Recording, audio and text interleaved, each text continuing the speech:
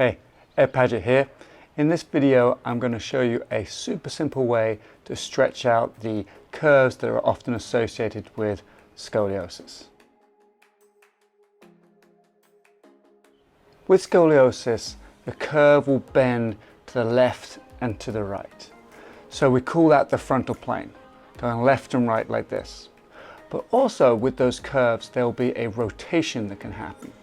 And so commonly people with a reverse S-shaped scoliosis, which is the most common type of scoliosis, will have a rib hump on their upper right back and then a thickening in their lower left back. And that is the rotation that happens with that curve going left and right. So what we're going to do is we're going to actually lengthen the curves and derotate those curves as well. So how do we do that? Well, it's super simple. We're going to take two rolled up towels, nothing fancy, just a rolled up towel. We're going to place one on the ground roughly where the upper back will be on the right hand side, and we're going to place one where the lower back will bulge out slightly on the left hand side. And I'm going to roll down and I'm going to lie onto those towels. So now I've got my ribs pushed forward where they're being pushed back. So my rib hump is now pushed forward and my lower back is now pushed forward where that thickening is. Now from this position, I've corrected to some extent those curves in the rotation, in what we call the transverse plane. Now I'm going to correct those curves in the frontal plane, that left and right. So with my upper curve, what I would need to do is I would need to lift my left arm up above my head and reach up as much as possible. And that will start to open up that curve. So I'm reaching up as much as possible. And now my lower curve, I would need to take my right leg down as much as possible. So I'm now going to take my opposite leg and arm away from each other. So I'm going to take a nice deep breath in. Then as I relax, I'm going to stretch as much as I can. Breathe out and stretch. And you're not going to hold that for very long. You're just going to breathe in again.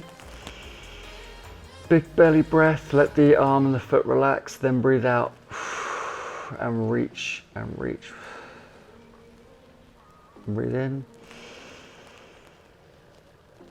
and relax everything, and then breathe out and reach.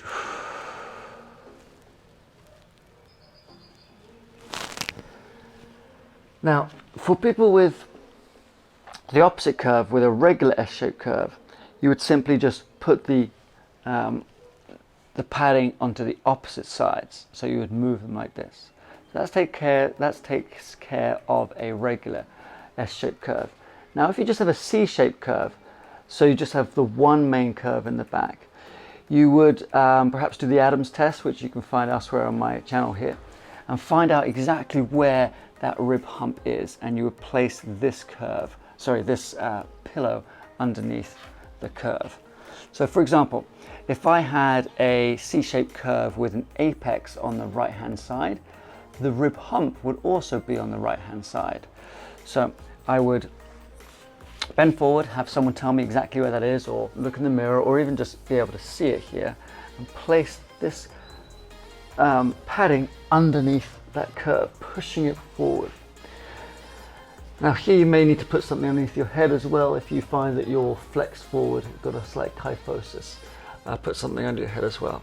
So now I'm pushing those ribs forward and I've got a reverse C-shaped curve with apex on the right. Now I would just take my left hand above my head and then my left foot, because I want to open up the concavity. I really want to stretch the inside of that curve. So as I'm breathing out, I'm stretching, and then I'm breathing in and I relax. Breathe out and I stretch. Then if I had a C-shaped curve when someone's looking at me from behind, so the apex is on the left, I would simply move the padding to the left-hand side. And then I would now open up the concavity here, which is my right-hand side, by taking my right hand above my head and taking my left leg as far down and away from my right hand as it can go.